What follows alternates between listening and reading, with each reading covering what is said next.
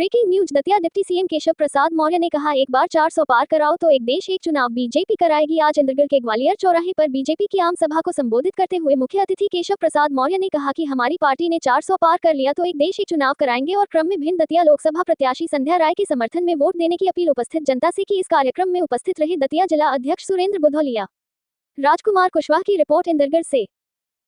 नाम की सूची है मेरे पास, लेकिन मैं सबका नाम नहीं ले। आगे बढ़ाने के लिए क्या कष्ट उठाना है, वोट आप लगातार देते रहे, आगे भी देंगे।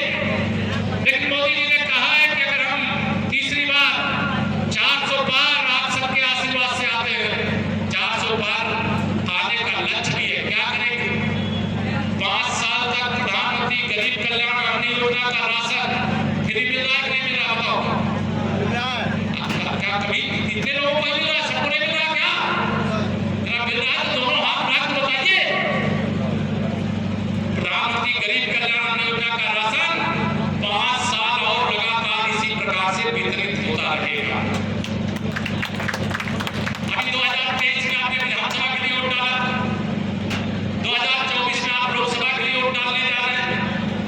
मेरे प्रधानमंत्री जी कहते हैं एक देश में एक साथ लोकसभा और विधानसभा का चुनाव होना चाहिए, जिससे 5 साल केवल विकास होना चाहिए और 5 साल बाद फिर चुनाव होना चाहिए।